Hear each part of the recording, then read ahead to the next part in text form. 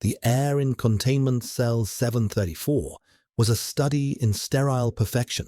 It tasted of nothing, smelled of nothing, felt of a temperature so precisely regulated that it ceased to be a sensation at all.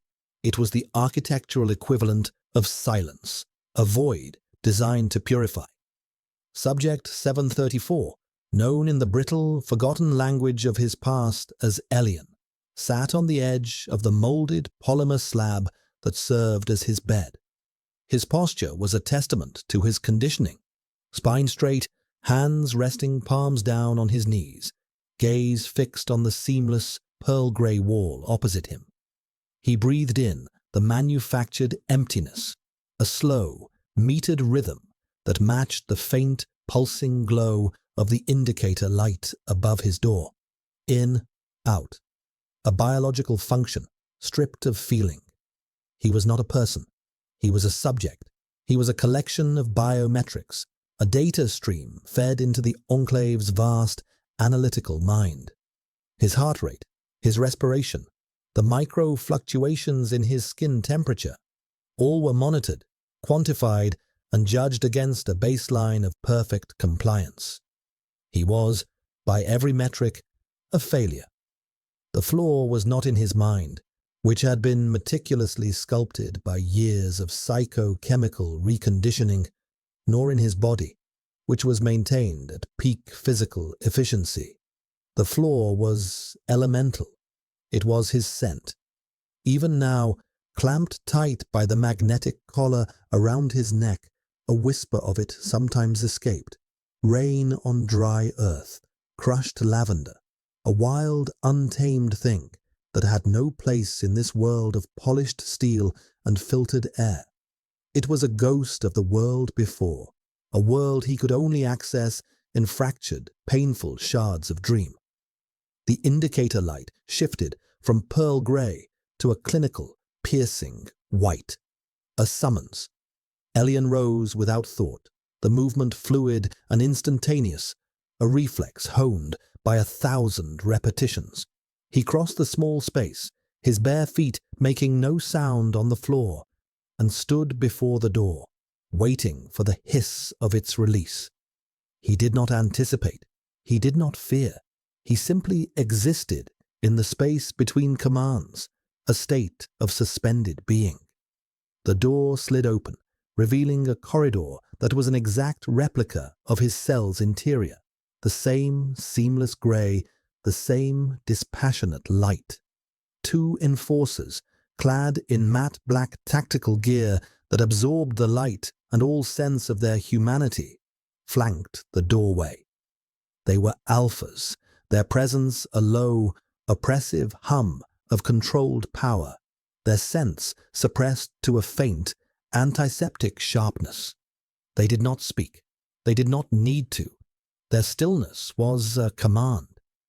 Elian walked between them, his gaze locked forward, his body a perfect instrument of obedience. They led him through a labyrinth of identical corridors, a journey he had taken so many times he could navigate it with his eyes closed. The only variance was the destination. Sometimes it was the nutritional dispensary, sometimes the physical conditioning chamber. Today, the path deviated. They entered a sector he had not seen in years, one reserved for high-level evaluation. The air here was colder, heavier, charged with an unspoken authority. The doors were thicker, reinforced with alloys that shimmered under the cold light. They stopped before a door marked with a single black sigil, the mark of the commander. One of the enforcers placed a hand on a biometric panel.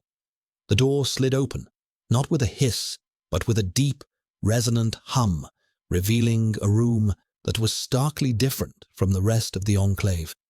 It was an observation chamber, one wall, a sheet of mirrored glass that he knew was a one-way window.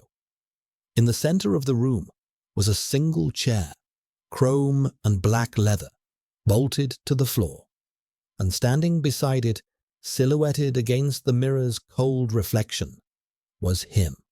Commander Kalen. He was the architect of the Enclave's internal security, a figure spoken of in hushed, reverent tones. Elian had only ever seen him on instructional vidscreens, a face carved from stone, eyes the color of a winter sky. In person, his presence was a physical force, a gravity well that pulled all the sterile air in the room towards him. His scent, even through the suppressants, was a razor's edge of ozone and cold steel. It was the scent of absolute control. Elian stopped precisely 3 meters from him, as protocol dictated, and lowered his gaze to the floor. He waited. The silence stretched, thick and suffocating. It was a test, he knew, a test of his stillness, his patience, his submission. He could feel the commander's eyes on him, analytical and dissecting. He was not being seen. He was being scanned. Subject 734. Kalen's voice was exactly as it was on the recordings, a low, resonant baritone, devoid of inflection. It was a voice that gave orders and expected them to be obeyed as a law of physics. "Look at me." Elian's head lifted, his movements economical. He met the commander's gaze. The winter sky eyes were even colder up close, holding a depth that seemed to absorb light. There was no malice in them. There was nothing. It was the dispassionate gaze of a scientist examining a specimen that was about to be discarded. This was a final evaluation. He knew it with a certainty that bypassed thought and settled deep in his bones. Decommissioning. The final solution for flawed assets. A quiet, clinical end. He felt a strange, distant tremor inside his chest, a ghost of an emotion he could no longer name. The collar around his neck suddenly felt tighter, its magnetic field fluctuating with a low hum. A malfunction. It had happened before, fleetingly. The enforcers at his back shifted, their own suppressants probably flagging the environmental anomaly. A spark of warmth bloomed at the base of his skull. And then it happened. For a single catastrophic second, the suppressor field collapsed. His scent, his true, untamed scent, erupted from him like a shockwave. Rain-soaked earth after a long drought. Wild lavender crushed underfoot. The scent of a storm breaking, of life raw and unfiltered. It filled the sterile room, a living thing in a vacuum. It crashed against the commander. Elian saw it. He saw the shift. For a fraction of a second, the stone facade of Commander Kalen cracked. His eyes widened, the pupils dilating in the cold light. His breath hitched, an involuntary, sharp intake of air.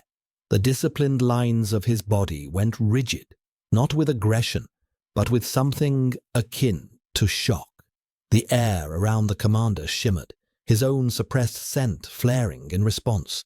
The cold ozone and steel were still there, but beneath them, something ancient and dark stirred. Burnt wood, hot amber.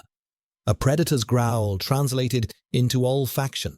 It was a scent of possession, of recognition, of a sudden, violent awakening. The moment lasted no longer than a heartbeat.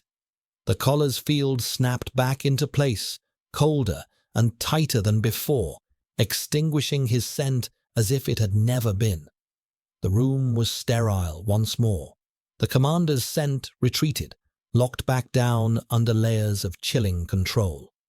But the damage was done. The silence that followed was different. It was no longer empty. It was filled with the echo of that moment, a shared, catastrophic intimacy that had torn a hole in the fabric of their reality. Commander Kalen's expression was once again a mask of cold neutrality, but Elian could see the faint tremor in the muscle of his jaw, the unnatural stillness of his hands. He had seen behind the mask. He had touched something inside the enforcer that the Enclave had tried to surgically remove. The commander took a single, deliberate step back. His voice, when he finally spoke, was lower, rougher, as if scraped raw. "Stay away from me." It was an order, but it was also something else. It was a plea. It was the sound of a man confronting a ghost, and for the first time since entering the Enclave, Elian felt the cold, sharp sting of something that might have been hope, or perhaps was only the prelude to a much greater, more profound despair. The enforcers seized his arms, their grip bruising, their movements urgent. They were pulling him away, out of the chamber, back to the silent grey of his cell. But as he was turned, his eyes remained locked on the commander. Kalen did not watch him go. He had turned his back, facing the mirrored wall, his rigid posture a portrait of a man at war with himself. He was not an asset. He was not an experiment. In that one shared moment of scent and shock, he had become something far more dangerous, a variable. And in the perfect, ordered equation of the Enclave, a single, uncontrolled variable could bring the entire system crashing down. Kalen stood before the mirrored wall long after the subject was gone, long after the resonant hum of the door ceiling had faded into the room's oppressive silence. He did not see his reflection. He did not see the immaculate lines of his black uniform, the silver sigil of his rank on his collar, or the severe, controlled expression he had spent a lifetime perfecting. He saw only the ghost of a scent, a phantom sensation that was still clinging to the air, to his clothes, to the very lining of his lungs. Rain, lavender.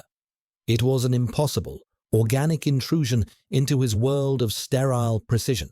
It was a contaminant, and it had breached his defenses, his internal biometrics, which he could monitor on a subconscious level, were a chaotic mess. Heart rate elevated by 12%, adrenaline levels spiking, a neurochemical cascade that his training should have allowed him to suppress instantly. But he could not.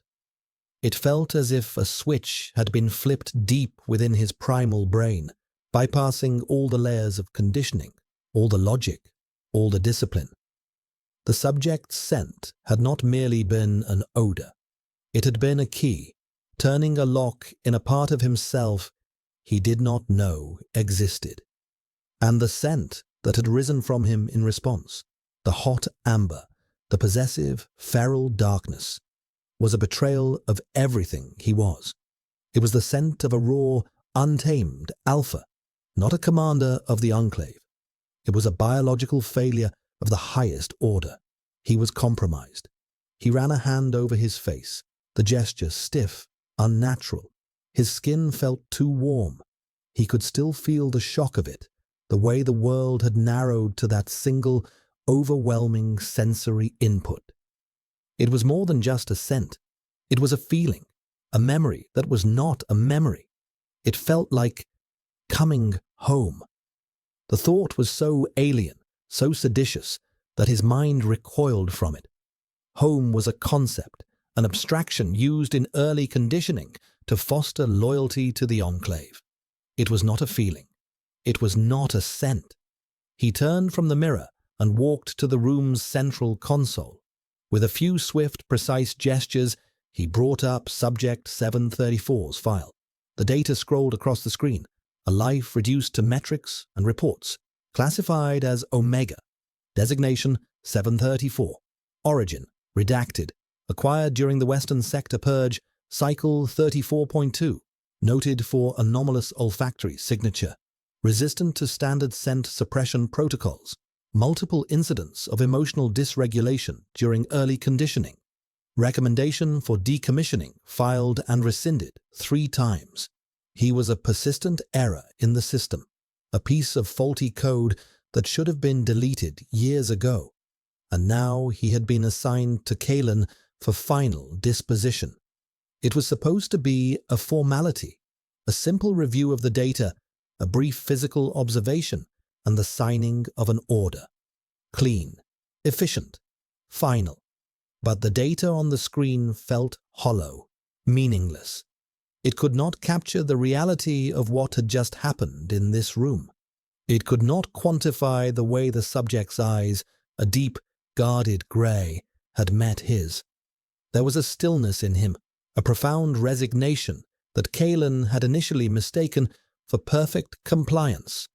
Now, he saw it for what it was, a shield, a wall built to protect a flickering ember from a hurricane. The director's insignia flashed in the corner of the screen, indicating an incoming priority communication. Kalen straightened his spine, composing his features back into the familiar mask of command. He accepted the call. Director Valerius's face materialized on the screen, her features as serene and unyielding as a marble statue. Her silver hair was pulled back in a severe knot, and her eyes held the detached curiosity of an entomologist studying an insect. "Commander," her voice was a calm, synthesized whisper. "Report on your initial evaluation of Subject 734. "The evaluation is underway, Director," Kalen said, his own voice a perfect facsimile of calm. He would not mention the suppressor malfunction. To do so would be to admit his own lapse in control. It was a weakness he could not afford to show, especially to her. "Initial observation confirms the subject's file. He is passive." The word felt inadequate, a lie of omission. His anomalous scent signature remains a primary concern. "A concern, Commander, or a threat?" she pressed, her gaze unwavering. "The subject's instability has been a drain on resources for too long. The Enclave requires perfect function. We do not tolerate anomalies. We eliminate them. Your recommendation is expected by 0800 tomorrow." "It will be on your desk, Director," he replied. "Excellent." Her image flickered and vanished, leaving him once more in silence. He knew what she wanted. She wanted the order signed, the anomaly erased, the system restored to its pristine state. It was what he wanted as well. It was his function. He was the hand that trimmed the diseased branches to protect the tree. Yet he could not bring himself to type the authorization code. The scent lingered, a question mark hanging in the air. He accessed the archival footage of the observation, his own face staring back at him from the mirrored wall. He watched the moment again, the subject entering, the stillness, then the catastrophic failure of the collar. He zoomed in on his own reaction, analyzing it with cold detachment, pupil dilation, involuntary inhalation, muscular tension, a textbook shock response, yet far more profound. His own scent had flared, a dark, possessive counterpoint to the Omega's, a claiming scent. It was the most primitive, most uncontrollable biological imperative an alpha possessed, an instinct the Enclave had spent decades trying to breed and condition out of existence. He was the pinnacle of that program, the ultimate product of their ideology of control, and in the space of a single heartbeat, a damaged, forgotten Omega had unraveled it all. He shut down the console, the screen going dark. The command he had given the subject echoed in his mind. "Stay away from me." It was not an order for the Omega's benefit. It was for his own. The subject was a catalyst, a chemical agent that had produced an unforeseen and violent reaction within him. To protect himself, to protect the very foundation of his identity, he had to eliminate the source of the contamination. He had to sign the order. He walked out of the observation chamber, the door humming shut behind him, sealing the memory of the scent within. He moved through the cold, grey corridors, his black boots making sharp, rhythmic sounds on the polished floor. He was a man of order, a creature of logic. Emotion was a variable to be controlled. Instinct was a ghost to be exorcised. He would do his duty. He would sign the paper. But as he entered his own sterile, silent quarters, he caught a faint, impossible trace of it again. Not in the air, but in his own memory, on his own skin. Lavender. And for the first time in his life, Commander Kalen felt the icy grip of fear. It was not the fear of an external threat, but the terrifying realization that the enemy was already inside the gates. The enemy was him.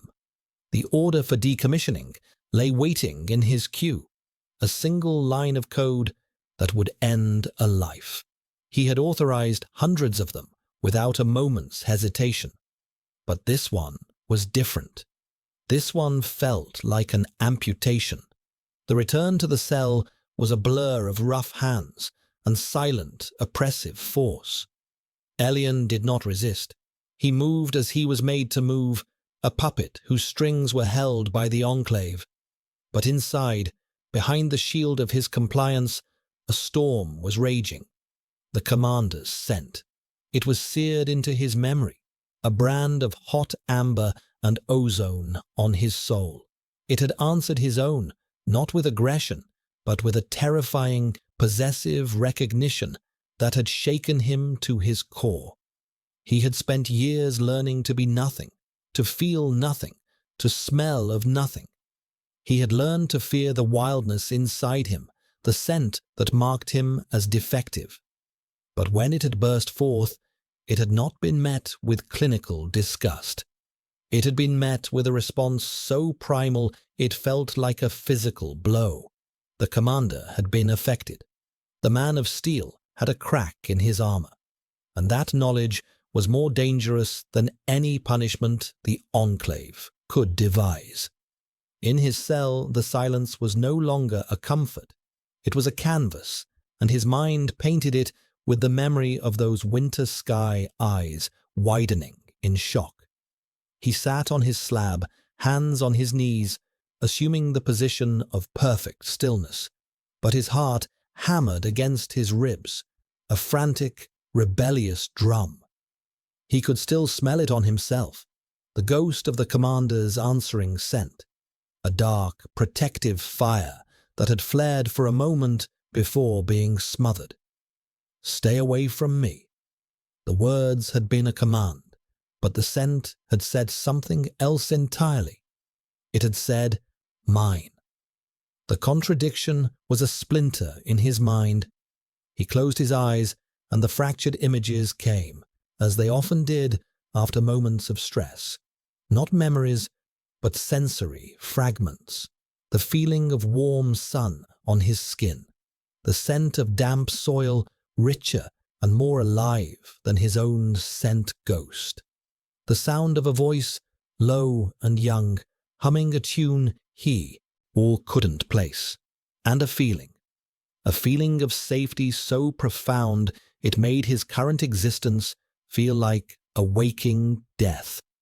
These fragments were his only real possession, the only proof that he had existed before this grey world.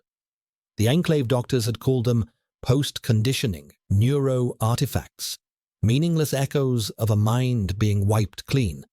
But they felt real. They felt like truth.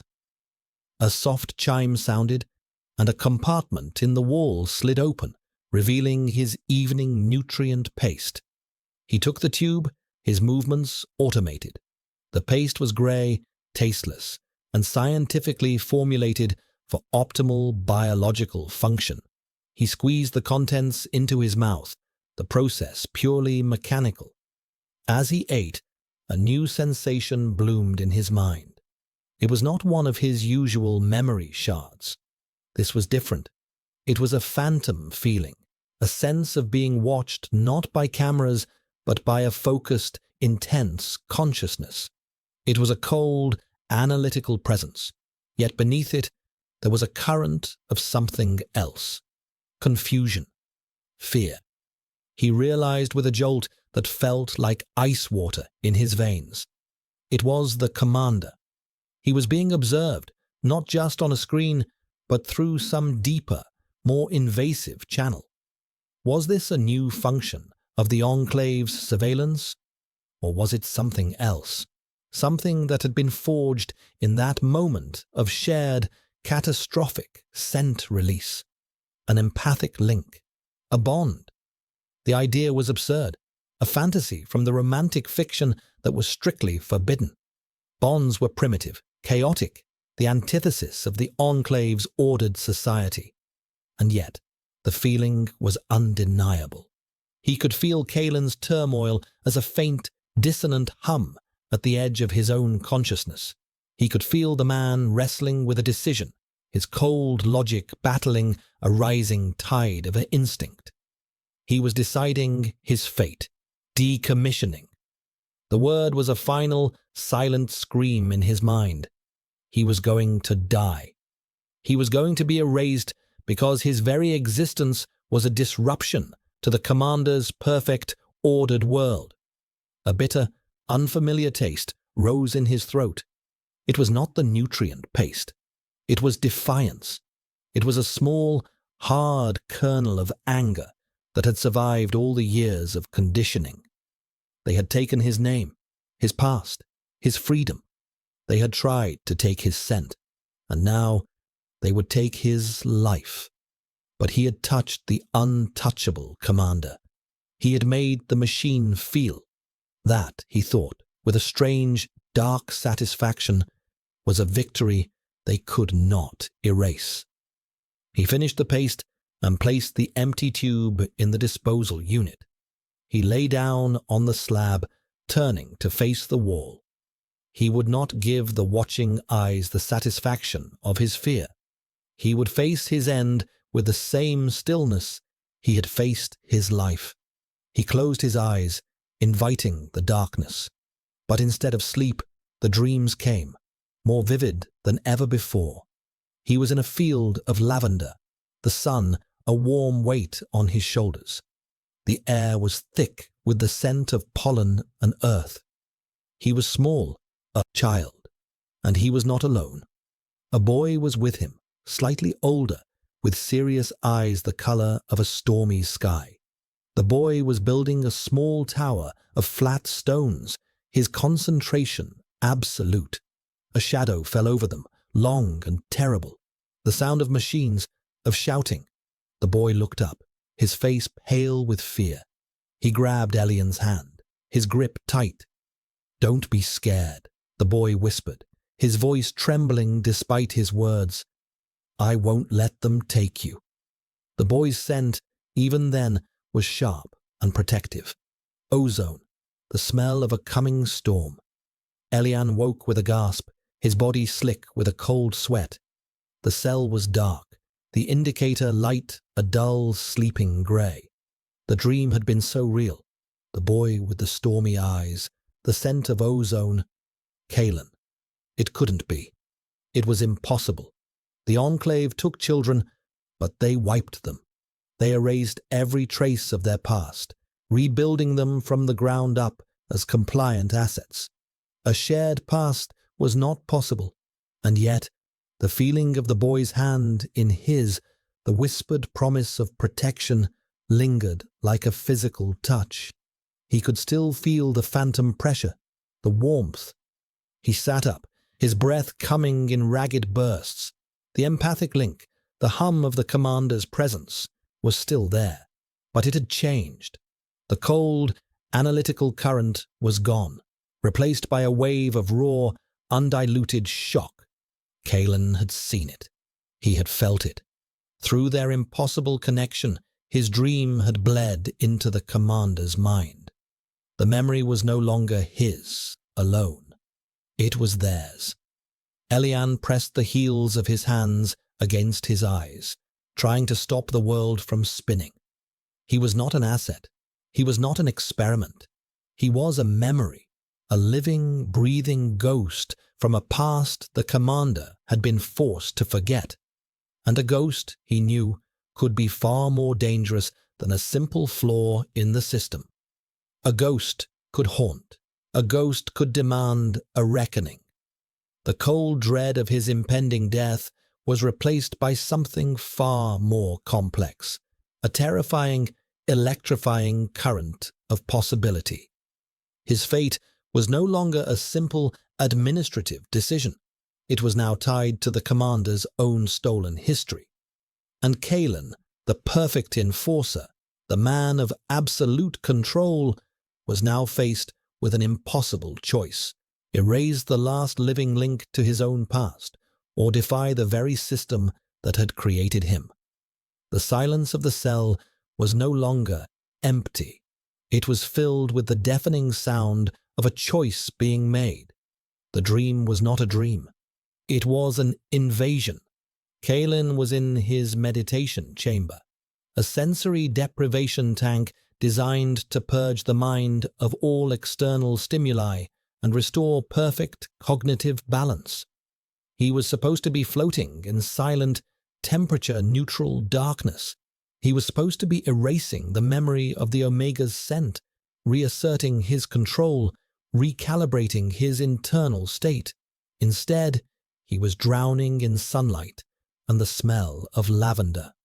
The experience was utterly disorienting. It was not his memory.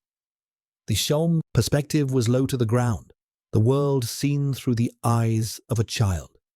He felt a small hand slip into his, the touch trusting and familiar. He heard a voice, his own but impossibly young, whisper a promise of protection against a coming darkness. And the scent of the child beside him was the same one that had shattered his composure hours earlier. Rain-soaked earth, wild lavender. It was the scent of Subject 734. The vision fractured, and he came back to himself with a violent gasp, salt water from the tank flooding his mouth. He slammed his hand against the emergency release, and the lid of the tank hissed open, spilling cold, artificial light into the darkness. He hauled himself out, coughing and sputtering, his body trembling uncontrollably. The system's diagnostic log would record it as a physiological anomaly, a severe stress reaction. But he knew what it was. It was a memory, a shared memory. He stumbled to the terminal in his quarters, water dripping from his hair and uniform onto the polished floor. He bypassed his own security clearance with frantic, trembling fingers, delving deep into the Enclave's most restricted archives. He pulled up his own file. It was a monument to perfection, born within the Enclave, genetically selected for alpha traits of leadership and control, a model student, a decorated officer, a commander at an unprecedented age. His lineage was pristine, a direct line of loyal Enclave alphas. It was a perfect history. It was a perfect lie. He cross-referenced his file with the Omegas, searching for a connection, a single point of intersection. He ran a search for the Western Sector Purge, Cycle 34.2. Most of the data was classified above his clearance level, but he was a master of the system's back doors. He sliced through layers of encryption, his heart hammering against his ribs with a force that felt like it might break them. And then he found it. A single, heavily redacted incident report. 2 child survivors found in a lavender field near a non-compliant settlement. 1 alpha, 1 omega, both exhibiting signs of a premature, trauma-induced bond. The report noted the bond as a significant security risk and recommended total memory wipe and psychological reconstruction before integration into the Enclave's asset program. Their designations were listed: Alpha Candidate 216, Omega Subject 734. Kalen stared at the screen, the sterile, glowing text blurring before his eyes. 216. That had been his designation. Before he was Kalen. Before he was the commander. He was the boy from the dream. He was the boy who had held the Omega's hand and promised to protect him. The Enclave had not just given him a new name. It had stolen his life and replaced it with a fabrication. His perfect record, his loyalty, his entire identity. It was all a construct, built upon the ashes of a forgotten child and a broken promise. He was not an instrument of order. He was a victim of it. The realization did not come as a wave of anger, but as a cold, hollowing void. Everything he had ever believed, everything he had ever fought for, was a lie.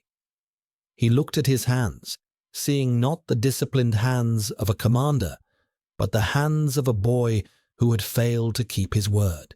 He had not protected him. He had become his jailer, his executioner. The order for 734's decommissioning was still pending, a blinking cursor in his queue. It was no longer an administrative task. It was the final, irrevocable act of severing his own past. It was murdering the last witness to his own stolen life. He thought of the director, her serene, calculating face. Had she known? Had this all been some elaborate test? Assigning him to evaluate the one person in the universe who could unravel his conditioning. It was a move of breathtaking cruelty, a final check on the loyalty of her most powerful weapon.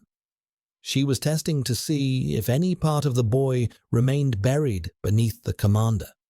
He paced the length of his quarters, the perfect, sterile space now feeling like a cage. The scent of ozone and steel that he had always associated with his own control now felt like the smell of his prison. He was a product, a success story of the Enclave's ability to reshape human beings into perfect, unfeeling tools. But the tool was now broken. The ghost of Elian's scent, the memory of his own answering, possessive flair, the shared dream. They were not flaws in the system. They were cracks in the facade, letting the truth bleed through. He stopped in front of the mirror, the same mirror from the observation chamber. He looked into his own eyes, the cold, winter sky eyes of the commander, and for the first time he saw the ghost of a frightened boy staring back. He had a choice he had been conditioned his entire life to believe he did not have. He could sign the order. He could complete the lie. He could kill the boy in the lavender field forever and remain Commander Kalen, the perfect, hollow man. Or he could defy them. He could burn the entire system to the ground to keep a promise made by a child he could barely remember being. The blinking cursor in his queue seemed to pulse in time with his frantic heartbeat. Decommissioned Subject 734. The words were a death sentence for Elian and for himself. He returned to the console, his movements slow, deliberate. His hands were steady now. The turmoil inside him had cooled, solidifying into a hard, cold resolve. He was not the boy in the field anymore. He was not the frightened child.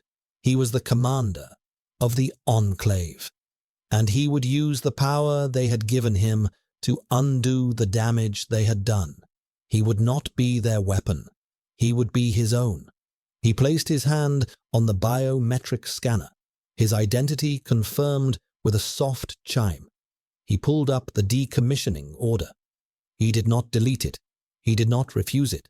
He approved it. And then, with the same cold precision, he began to access the Enclave's deepest systems. He was not just a commander. He was the architect of its security. He knew its every strength and its every weakness. If the director wanted to see if the boy was dead, he would show her what the man had become. The order was signed. The clock was ticking, but the game had changed. He was no longer just evaluating a flawed Omega. He was planning a resurrection. The chime in Elian's cell was different this time. It was not the soft tone of a meal delivery or a routine summons. It was a sharp, discordant clang, the sound of an alert. The indicator light above his door flashed a harsh, violent crimson. An emergency. He had never seen it before. The entire facility seemed to vibrate with a low, guttural hum, the sound of massive blast doors sealing, of security protocols engaging. A synthesized female voice, devoid of emotion, echoed from a hidden speaker. Containment breach initiated. Sector Gamma. All personnel to lockdown stations. This is not a drill. Lockdown. The word was alien. The Enclave was a perfect system. Breaches were a theoretical impossibility. Yet it was happening. Elian remained on his slab, his conditioning warring with a rising sense of terrified anticipation. Protocol dictated he remain still, passive, and await instructions. But the empathic link to Kalen was screaming. It was no longer a quiet hum of conflict. It was a roaring inferno of focused, calculated rage. A storm of ozone and steel, directed not at him, but outward, at the very foundations of the Enclave. Kalen was doing this. This was his move. The decommissioning order had been a feint. This chaos was the real plan. What plan? The thought was a wild, desperate bird beating against the cage of his mind. Was this a rescue, or was it something else? A final, destructive act? His cell door did not hiss open. It was blown inward, the lock vaporized by a plasma charge that left the air tasting of scorched metal. Elian flinched back, shielding his eyes from the shower of sparks. Standing in the smoking doorway, silhouetted against the flashing red lights of the corridor, was Commander Kalen. He was no longer in his pristine dress uniform. He was clad in the same matte black tactical gear as the enforcers, a pulse rifle held at a low ready. His face was grim, a mask of cold fury, but his eyes, when they met Elian's, held a fire he had never seen before. There was no analysis, no detachment. There was only a fierce, unwavering purpose. "Come with me," Kalen said, his voice low and urgent. It was not a request. It was the same tone he had used to promise protection in a field of lavender a lifetime ago. Elian did not hesitate. He slid off the slab and walked towards the commander, his bare feet padding silently over the debris. The years of conditioning to obey, to be passive, were being overwritten by a deeper, more primal instinct. An instinct to trust this man, this alpha, who smelled of storms and safety. As he drew near, Kalen's scent washed over him, raw and unfiltered by any suppressor. The ozone and steel were there, but now they were wrapped around a core of hot, protective amber. It was the scent he had tasted in that first, catastrophic moment, now unleashed and weaponized. It calmed the frantic terror in Elian's chest, replacing it with a strange, fierce clarity. Kalen reached out, not to grab him, but to gently touch the magnetic collar around his neck. He produced a small, cylindrical device and pressed it against the lock. There was a high-pitched whine, a click, and the collar fell away, clattering to the floor. Elian gasped, his hand flying to his throat. The freedom was a shock, a sudden lightness, and with it, his own scent, his true scent, bloomed into the air, no longer a whisper, but a declaration. Rain on dry earth, wild lavender. It intertwined with Kalen's ozone and amber, a turbulent, impossible harmony. Kalen's jaw tightened, his eyes briefly closing as their combined sense filled the small cell. It was an intimacy more profound than any touch, a public acknowledgement of the bond they had both felt. "They will be able to track you by your scent," Kalen said, his voice strained. "Stay close. My gear has a localized scent masking field, but its radius is small. He handed Elian a small grey bundle. Put this on. It will offer some protection. It was a tactical undersuit, the same kind worn by enforcers. It was thin but surprisingly heavy, woven with ballistic fibers.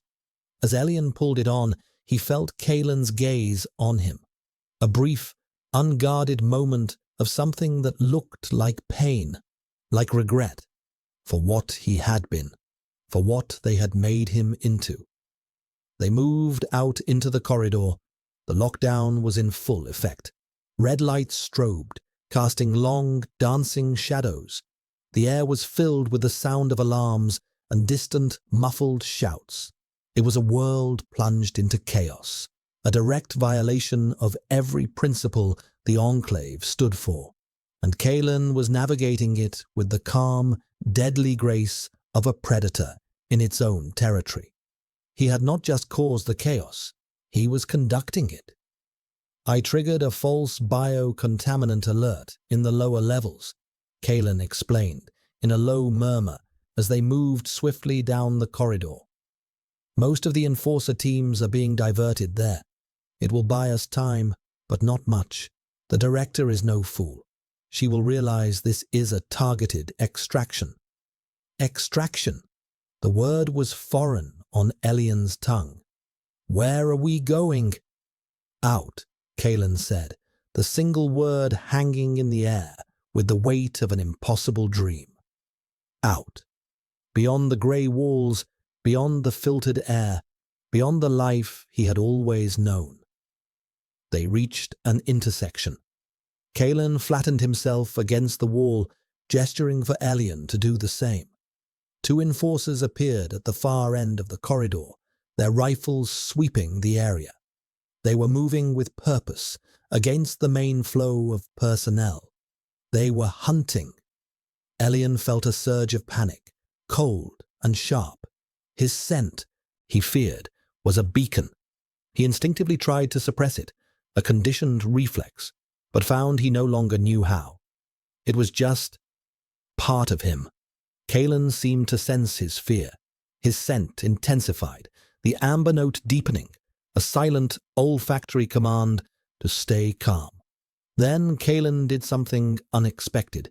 He looked at Elian, his eyes intense. "Your scent," he said, his voice barely a whisper. "They see it as a flaw, a sign of instability. They are wrong. It is a weapon. Can you feel their emotions?" Elian blinked, confused. He focused, past his own fear, reaching out with a sense he had never known he could control. He could feel the enforcers. Their surface thoughts were disciplined, focused on their objective. But beneath that, there was a current of unease, a flicker of fear caused by the unprecedented lockdown. "Yes," Elian whispered back. "They are afraid." "Good," Kalen said. "Focus on that fear. Project it.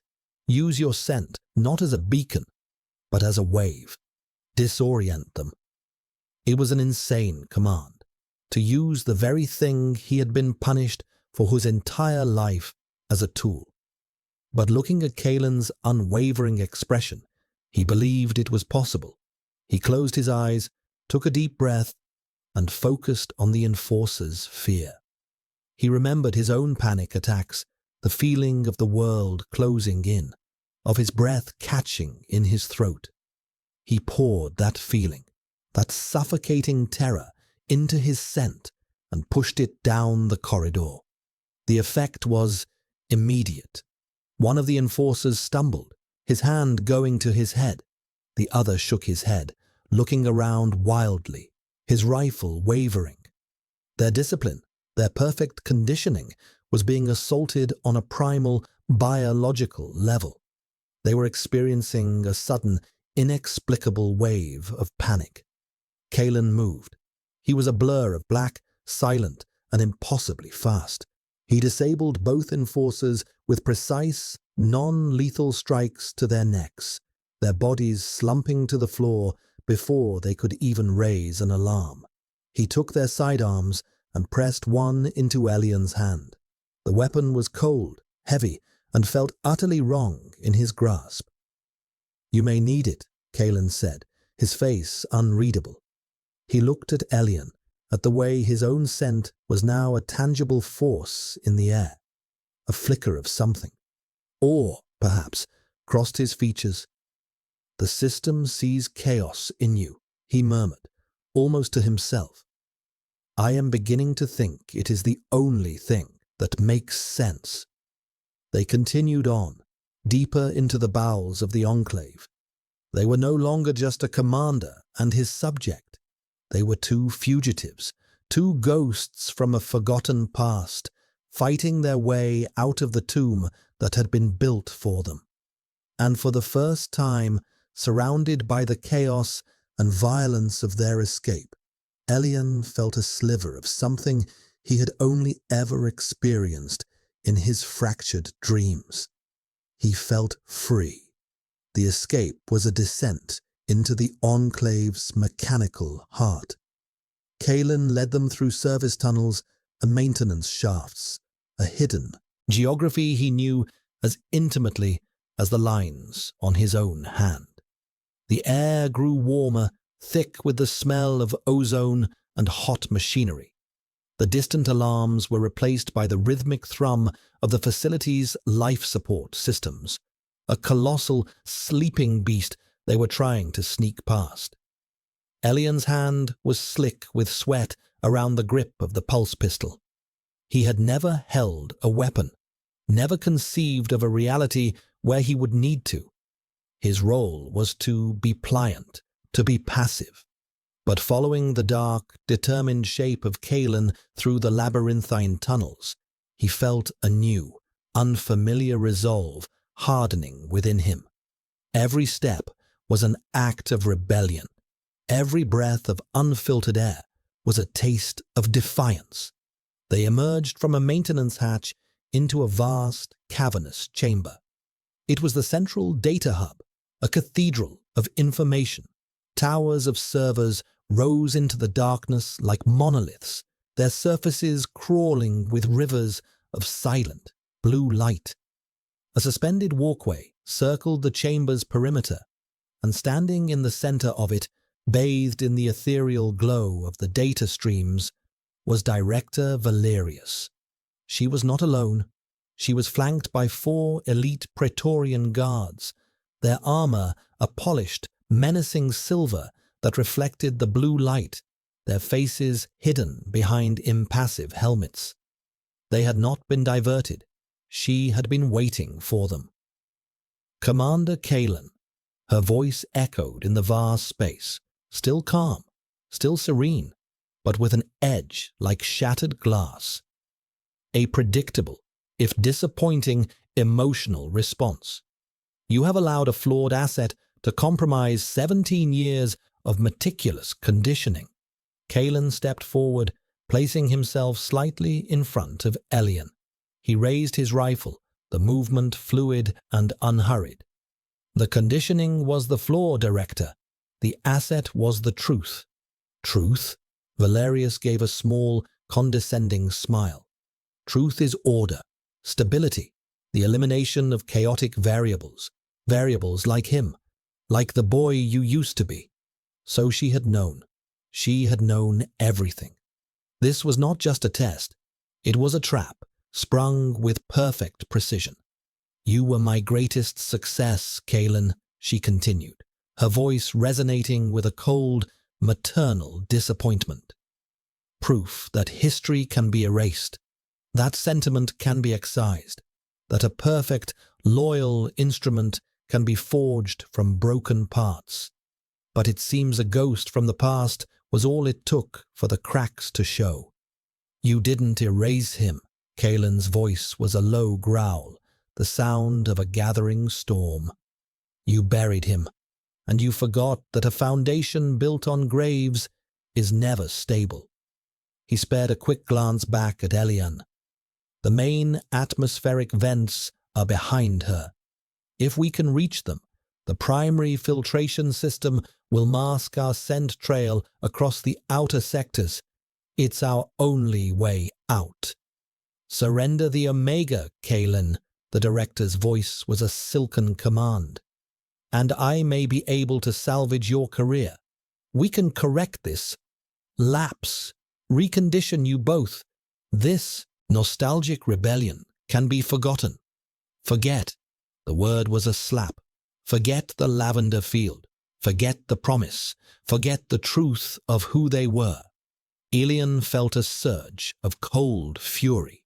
He looked at the director, the architect of his grey, silent life, the woman who had stolen his past and offered him oblivion as a cure. And he did not see a powerful official. He saw a gardener, terrified of a single wildflower. He stepped out from behind Kalen, his own scent flaring, no longer just projecting fear, but now laced with his own cold anger, rain and storms, lavender and lightning. He is not a lapse, Elian said, his voice quiet but carrying in the echoing chamber. He is a memory, and you cannot erase him. The director's serene expression finally faltered. Her eyes narrowed on Elian, a flicker of genuine surprise, and then fury. This was not in her calculations. The passive, broken Omega was speaking, was fighting back. Praetorians, she commanded, her voice sharp. Subdue them. I want the Omega alive for deconstruction. The Silver Guards moved as one, their movements silent and lethally efficient. Kalen opened fire, the pulse rifle barking in the enclosed space, bolts of blue energy ricocheting off the guards' silver armor. They were shielded, their armor designed to withstand energy weapons. Elian's heart seized. They were outmatched. Kalen was a soldier, but these were the director's personal executioners. As the Praetorians advanced, Kalen fell back, pulling Elian with him, using the server towers for cover. The armor is shielded, but the joints are vulnerable, Kalen yelled over the din of weapons fire. Aim for the neck and elbows. Elian raised the pistol, his hands trembling. He aimed at one of the advancing figures, a silver giant of terrifying speed. He tried to focus on the neck joint, a thin black line in the armor. He squeezed the trigger. The bolt went wide, splashing harmlessly against a server tower. Panic threatened to overwhelm him. He was not a fighter. He was a subject. But then he felt it. The Praetorians' emotions. Beneath their flawless discipline, their chemical conditioning, there was a core of absolute, unwavering loyalty to the director. It was a fanaticism that left no room for fear, no room for doubt. He couldn't use their fear against them. But loyalty had a focal point. The director. He looked past the advancing guards to where Valerius stood, watching the battle with cold, clinical detachment. And an idea, born of desperation and instinct, took root. He stopped trying to fight them. Instead, he closed his eyes and focused his entire being on the director. He gathered his scent, all the rain and lavender, all the pain and loss and fury of his stolen life, and he wrapped it around one single, sharp, piercing emotion: betrayal. He projected it, not at the guards, but at their anchor. He poured into the air the scent of a trusted leader turning on her own, the scent of a promise broken, the scent of a loyalty rewarded with a knife in the back. It was a lie, an olfactory illusion, but it was potent. The Praetorians faltered. Their advance slowed. They exchanged confused glances, their helmets turning towards the director. Their conditioning was screaming at them to obey. But their senses, the most primal part of their being, were telling them that their leader was a traitor. They were caught in a feedback loop of cognitive dissonance. Their greatest strength, their loyalty, turned into a crippling weakness. Now, Kalen roared. He saw the opening Elian had created. He moved with blinding speed, no longer fighting a defensive battle. He became the predator again. He struck at their vulnerable joints with the butt of his rifle, with his fists, with a brutal efficiency that was terrifying to behold. One by one, the Praetorians fell, their systems shorting out, their perfect silver armor now just a prison. Only Kaelin and the director remained. Valerius stared, her face a mask of disbelief. Her perfect weapons had been dismantled, not by force, but by a scent, by an emotion. The foundation of her ordered world was crumbling before her eyes. "You see, director?" Kaelin said, his rifle now aimed steadily at her heart. "You can't excise emotion. You can only suppress it. And when it finally breaks free, it shatters everything you've built." He did not shoot her. He turned and grabbed Elian's arm. "The vents. Let's go." They ran past her, up the steps to the walkway. The director did not try to stop them. She simply watched, her serene mask finally gone, replaced by the stunned, empty look of a zealot whose god has just died. They reached the massive grate of the primary atmospheric vent. Kaelin fired a single, precise shot at the maglock, and it blew open with a shower of sparks. A hurricane of air roared out, threatening to pull them in. It was the breath of the Enclave, the wind that would carry them to freedom. "Hold on," Kaelin shouted, grabbing a handful of Elian's undersuit. He braced himself against the frame, and, together, they stepped into the storm. The journey through the ventilation shaft was a roaring, deafening chaos of wind and darkness. Elian clung to Kaelin, his face pressed against the hard plates of the Alpha's tactical gear. The force of the air was immense, a physical entity trying to tear them apart. It was terrifying, but it was also cleansing. The sterile, recycled air of the Enclave was being scoured from his lungs, replaced by the raw, metallic taste of the machinery that powered the facility.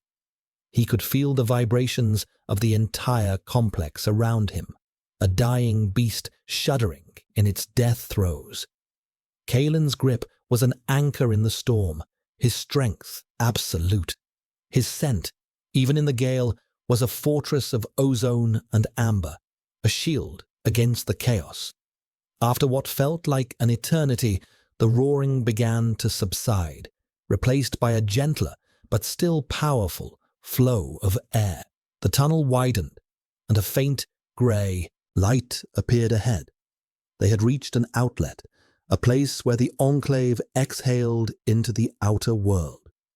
Kaelin slowed their momentum, his boots finding purchase on the metal grating of the floor. He moved towards the light, pulling Elian with him. The light grew brighter, and with it came a barrage of new sensations. The air grew damp, heavy with a smell Elian had only ever known from his own scent ghost, wet earth. The sound was no longer the hum of machinery, but a soft, rhythmic patter.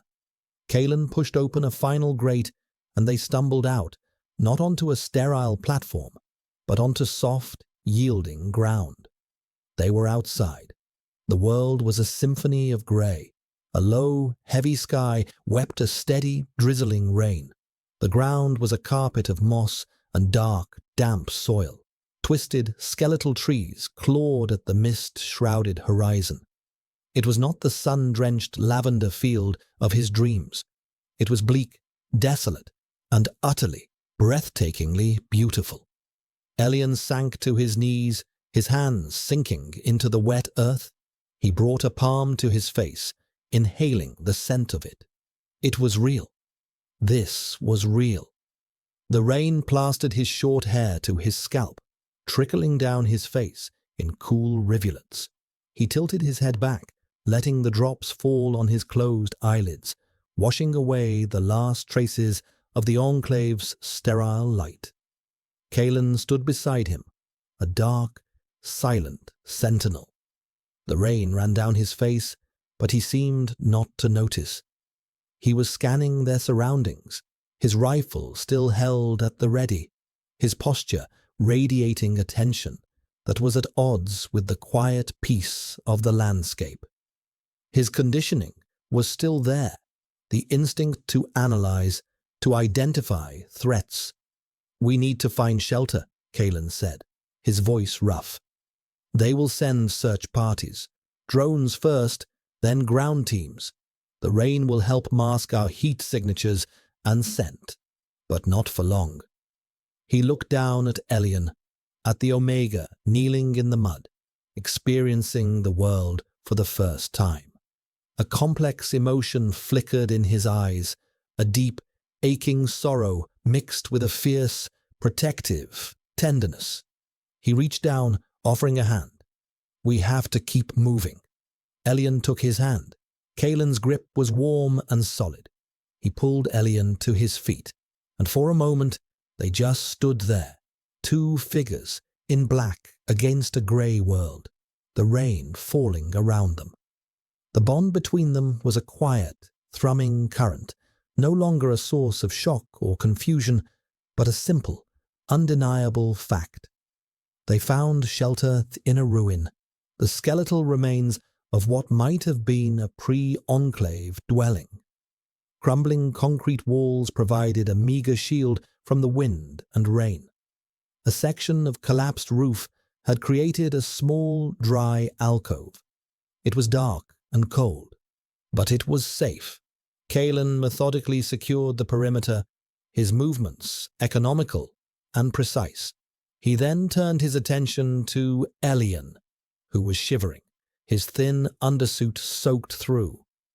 "You're cold," Kalen stated, the clinical observation at odds with the concern in his voice. He unfastened the clasps of his own tactical armor, shrugging off the heavy chest plate. Underneath, he wore a thicker, insulated body glove. He stripped it off without hesitation and handed it to Elian. "Put this on." "But you—" Elian started to protest. "I have a higher core temperature tolerance," Kalen cut him off, his tone leaving no room for argument. "It's a standard alpha enhancement. Your well-being is the priority." Elian reluctantly pulled off his own damp undersuit and slipped on Kalen's body glove. It was still warm from the alpha's body heat, and it smelled intensely of him. Ozone, amber, and something else, something uniquely, personally Kalen. The scent enveloped him like a blanket, chasing away the cold, soothing the ragged edges of his nerves.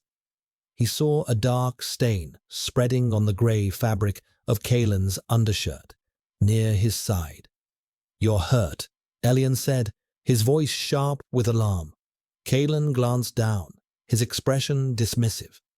"It's nothing. A ricochet from the fight in the data hub." "Let me see." Elian stepped forward, his earlier passivity replaced by a firm resolve. He gently lifted the fabric. A nasty gash, shallow but long, wept blood along Kalen's ribs. It wasn't life-threatening, but it needed to be cleaned. They had no medical supplies. Elian tore a strip from the bottom of his own discarded undersuit, the cleanest part, and gently, carefully, began to clean the wound with rainwater that had collected in a hollowed stone. Kalen stood perfectly still, his breath hitching slightly at Elian's touch. It was the first time they had touched with purpose, with care, not in the chaos of battle or the shock of discovery.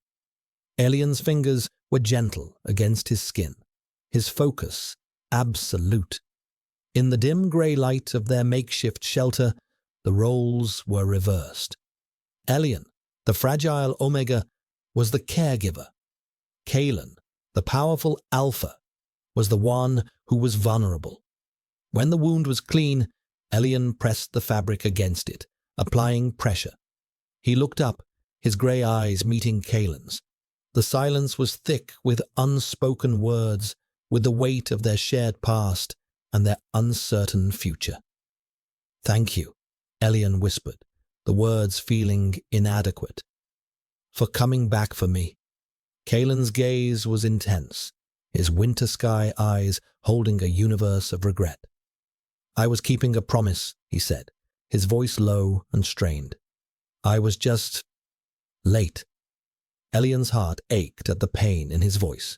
He reached up, his hand hesitating for a moment before cupping Kalen's jaw. The skin was rough with stubble, so different from the polished surfaces of the enclave. It was real. He was real. "You're here now," Elian said softly. At his touch, a shudder went through Kalen's powerful frame. The carefully constructed walls of the commander crumbled, leaving only the man, raw and exposed. His scent softened, the sharp ozone giving way to the warm, vulnerable scent of amber and wood smoke. He leaned into Elian's touch, his eyes closing for a brief moment, a silent surrender. The rain pattered softly on the ruins around them, a gentle, rhythmic counterpoint to the quiet beating of their hearts. They were fugitives. They were hunted. But in this small, broken place, surrounded by the ghosts of a forgotten world, they had found a moment of peace, a beginning. The scent of rain-soaked earth and ozone finally mingled, not in conflict or surprise, but in a quiet, solemn promise. They spent what might have been days in the ruins, time marked only by the shifting grey light of the perpetual overcast sky. The rain eventually subsided, leaving behind a world dripping and silent, shrouded in thick, damp mist. Kalen's wound began to heal, the bleeding stopped, and he moved with his usual deadly grace, though Elian could still see the flicker of pain in his eyes when he thought no one was watching. They spoke little, but their silence was not empty. It was a space of shared understanding, filled with the constant, quiet conversation of their sense. Elian learned the nuances of Kalen's presence, the sharp tang of ozone when he was alert and focused, the warm hum of amber when he was at ease, the faint, dark trace of wood smoke when he was lost in thought, wrestling with the ghosts of his past. In turn, Kalen seemed to read Elian's emotional state with unnerving accuracy, offering a silent, reassuring presence when the vast, unfamiliar emptiness of the outside world became overwhelming. During one of the long, quiet periods, Kalen finally broke the silence. "I accessed the archives before we left," he said, his gaze fixed on the misty landscape outside their shelter. "The full report on the Western Sector Purge. Our settlement, it was called Oak Haven. It was one of the last independent communities. They refused enclave integration." He paused, the words heavy with a history he was still learning. They valued emotional expression. Scent bonding was considered sacred.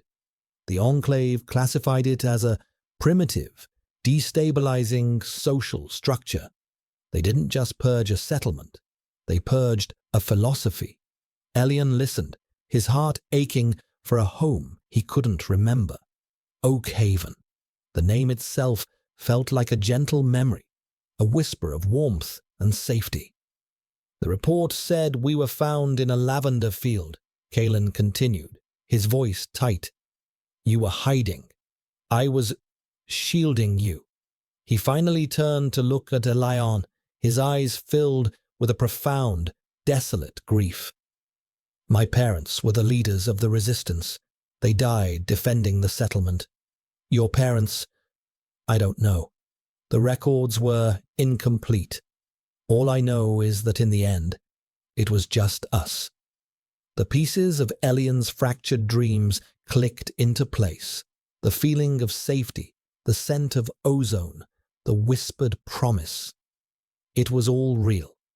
It was the foundation of who he was, a foundation the Enclave had tried to obliterate. "I remember the feeling," Elian said, his voice barely a whisper, "of being safe with you, even when I didn't know why."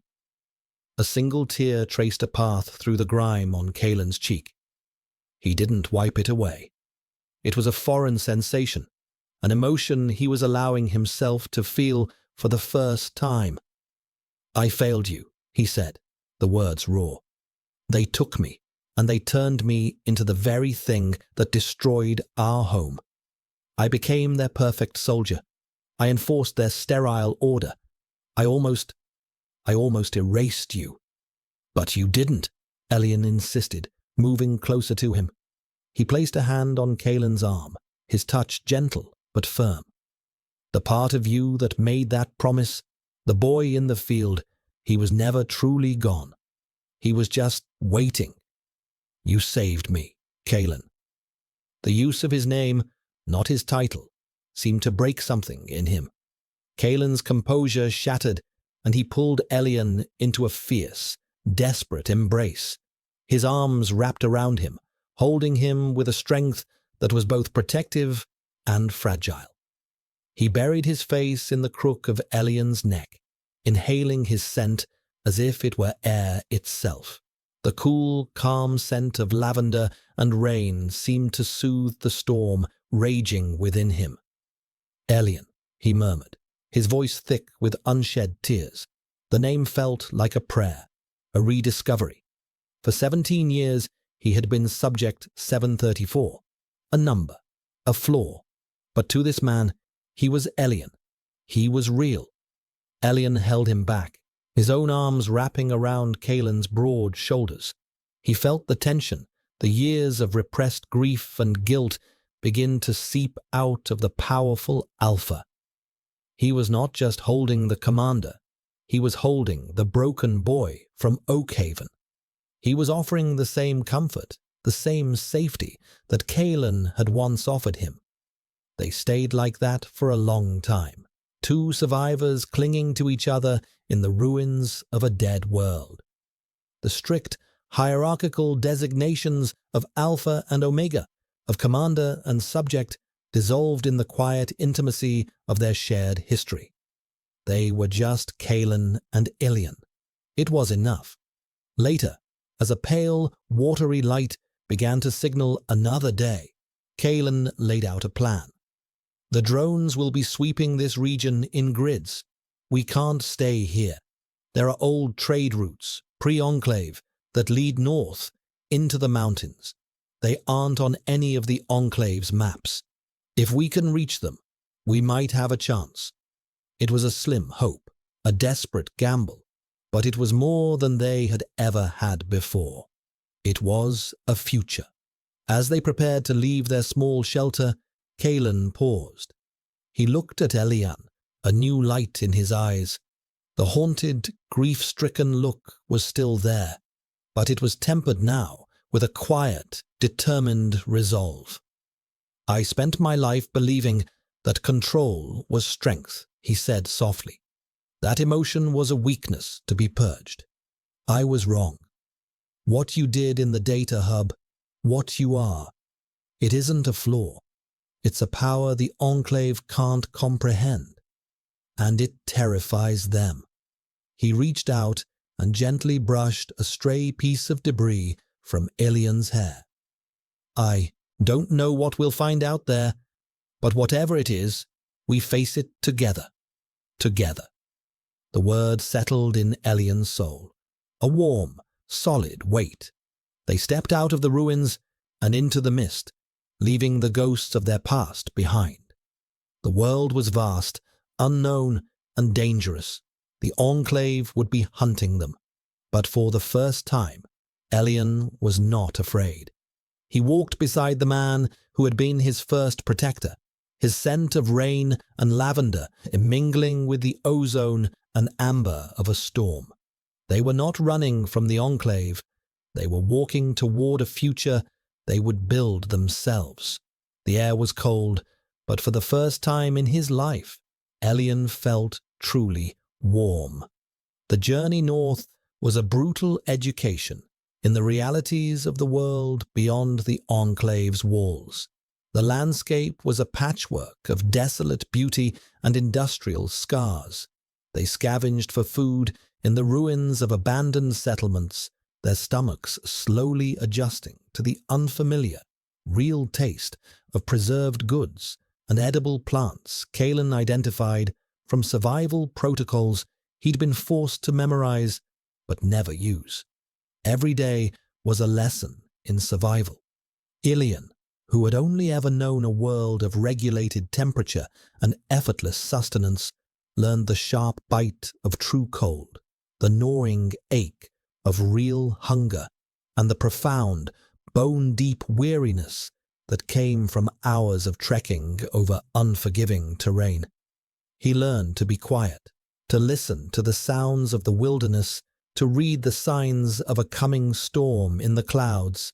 He grew leaner, tougher, the softness of his contained life stripped away to reveal a resilience he never knew he possessed.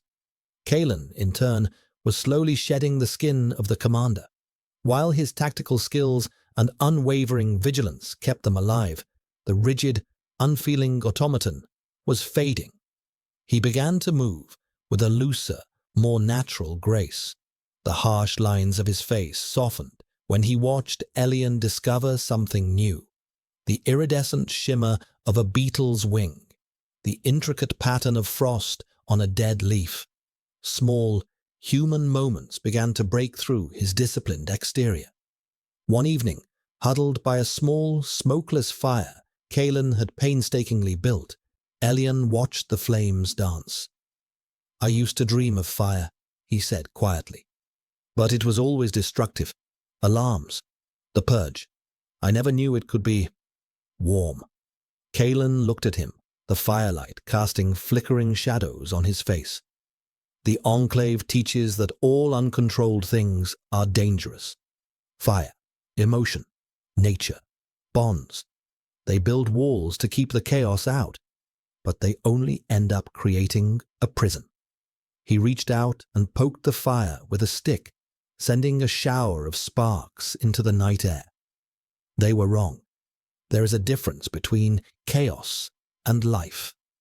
As they traveled, the empathic bond between them deepened, evolving from a raw, overwhelming connection into a subtle, constant stream of communication. They often knew what the other was thinking or feeling without a word being spoken. It was a level of intimacy that was both exhilarating and terrifying. It left no room for masks or pretense. They were utterly exposed to one another. One night, while taking shelter from a sudden, violent thunderstorm in a narrow cave, the proximity and the raging elements outside brought the tension between them to a breaking point. Elian was huddled in Kalen's body glove, but a deep chill had settled in his bones. He was trembling, not from the cold, but from a memory echo of the fear from Oakhaven, the sound of the storm outside mingling with the phantom sounds of the purge. Kalen sensed his distress immediately. He moved closer, his solid presence a bulwark against the storm and the memories. "It's just rain, Elian," he said softly, his voice a low rumble that was more felt than heard. "We're safe." But Elian couldn't stop shaking. The trauma was embedded too deep. Without thinking, Kalen wrapped his arms around him, pulling him close, sharing his body heat. The move was pure instinct, the alpha's primal need to protect and soothe his mate. The word mate flickered in both their minds simultaneously, unspoken but deafeningly loud in the confines of the cave. The Enclave had taught them that such bonds were a primitive liability. Oakhaven had believed them sacred. Here, in the heart of a storm, it felt like the only truth left in the world. Elian relaxed into the embrace, his trembling slowly subsiding as Kalen's steady warmth seeped into him. He rested his head against Kalen's chest, listening to the strong, rhythmic beat of his heart. The scent of ozone and amber was a comforting balm. "I'm sorry," Elian whispered against his chest. "I am not the Omega I was meant to be. I am damaged." Kalen's arms tightened around him. He pulled back just enough to look down at him, his expression fierce in the gloom. "Do not ever say that," he commanded, his voice rough with emotion. "They damaged you. They tried to break you, but they failed. Your strength is not in compliance, Elian. It is in your survival. It is in your scent. It is in the fact that after everything they did to you, you can still feel. You taught me how to feel again." He lowered his head, his forehead resting against Elian's. Their breaths mingled in the cold air. The space between them was charged, electric. The bond was humming, a deep, resonant chord that demanded to be acknowledged. "Elian," Kalen breathed, his voice thick with a longing that had been suppressed for a lifetime. It was a question, a plea, and a declaration all at once. Elian answered by closing the small distance between them, his lips meeting Kalen's. The kiss was not gentle. It was a collision of past and present, of pain and hope. It was desperate and hungry, a raw, honest expression of everything they had survived and everything they felt for one another. It tasted of rain and ozone, of lavender and wood smoke. It was the sealing of a promise made 17 years ago, and the making of a new one. In that moment, they were not fugitives, not survivors. They were whole. The storm raged outside, but within the small, dark cave, they had found their own shelter, their own center, their own truth. They had found home, not in a place, but in each other. As they finally reached the foothills of the northern mountains, the landscape changed. The desolate plains gave way to rugged, pine-covered slopes that disappeared into the low-hanging clouds. The air was thinner, crisper, and smelled of pine needles and cold stone. It felt like a different world, ancient and untouched by the enclave's sterile influence. They found the old trade route Kalen had been searching for, a path so overgrown it was little more than a whisper on the land. It was here, in a small, sheltered valley with a clear running stream, that they decided to make a more permanent camp. The immediate threat of pursuit had faded. They had seen no sign of drones or search parties for over a week. For the first time, they allowed themselves to breathe, to stop running, and simply be. They worked together to build a small, sturdy shelter from fallen logs and packed earth. Kalen taught Elian how to set snares for small game, how to identify safe water sources, how to read the stars to keep track of time. Elian, in turn, brought a sense of life to their small camp. He found patches of wild herbs, their scents a small, defiant echo of his lavender field. He learned to coax a small garden from the rocky soil. He was not just surviving anymore. He was living. He was putting down roots. One evening, sitting by their fire, Kalen was cleaning his pulse rifle, the familiar, methodical movements, a remnant of his old life. Elian watched him, a thought taking shape in his mind. "Do you miss it?" he asked softly. Kalen paused, his hands stilling on the weapon. "What?" "The order," Elian clarified. "The certainty. Knowing your purpose every moment of every day." Kalen was silent for a long time, staring into the flames. "I miss the simplicity," he admitted, his voice low. "But it was a false simplicity. My purpose was a lie. My certainty was a cage. I was a component in a machine, and I thought that was strength. But a component can always be replaced. He set the rifle aside, the gesture deliberate, final. This, he said, looking around their small, imperfect camp at the towering mountains and finally at Alian, is real. It's difficult and it's uncertain, but it's ours. I would not trade it for all the sterile certainty in the universe. He reached across the fire and took Elian's hand, his thumb stroking the back of it. My purpose is no longer to serve a system. It's to protect this, to protect you. The sincerity in his voice, the warmth in his scent, was a balm to the last of Elian's hidden scars. He knew, with a certainty that went deeper than any conditioning, that he was finally, truly safe. Their life settled into a quiet, peaceful rhythm. They were two solitary figures in a vast wilderness, their world defined by the small circle of firelight and the unbreakable bond between them. They were healing, not just from their physical ordeal, but from the deep psychological wounds inflicted by the Enclave. Kalen learned to smile, a slow, rare thing that transformed his severe features. Elian learned to laugh, a sound that was rusty at first, but grew stronger and clearer with each passing day. But the ghost of the Enclave still lingered. One night, Elian woke from a nightmare. He was back in his cell, the grey walls closing in, the scent-suppressant collar choking him. He sat up with a gasp, his heart pounding. Kalen was instantly awake, moving to his side, his scent a wave of calming, protective amber. It was just a dream, he soothed, pulling Elian into his arms. You're safe. I'm here. Elian clung to him, the reality of Kalen's solid warmth chasing away the phantom cold of the cell. I'm afraid, he whispered into Kalen's chest. Afraid that they'll find us, that they'll take this away. Kalen held him tighter.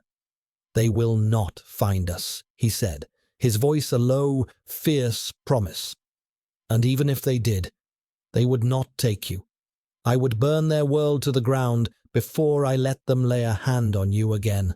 He pulled back, his hands framing Elian's face, his eyes boring into his. Listen to me. We are not just fugitives hiding. We are a seed. We are the beginning of something new. The Enclave is built on the suppression of life. It is a sterile, dying system. It cannot last. But we are alive, and that is a power they can never defeat. His words, filled with a conviction that was absolute, settled the last of Elian's fears. He was right. Their survival was not just a personal victory. It was an act of rebellion. It was proof that life, emotion, and love were forces that could not be indefinitely contained. They were the wildflower that had broken through the concrete.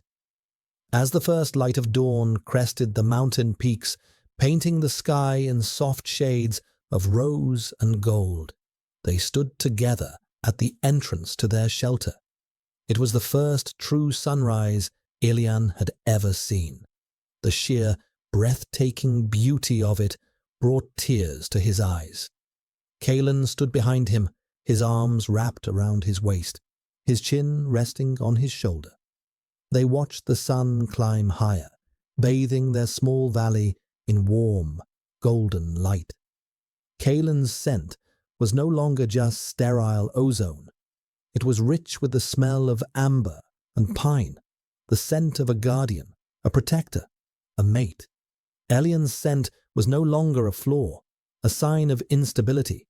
It was the scent of life, of rain and earth and wild, resilient lavender. They had a past to remember, a present to build, and a future that was, for the first time, their own. The Enclave had tried to turn them into perfect, isolated assets. But in their failure, they had created something far more powerful. A bond, a home, a new beginning. And in the quiet morning, Light, surrounded by a world that was finally their own. That was more than enough.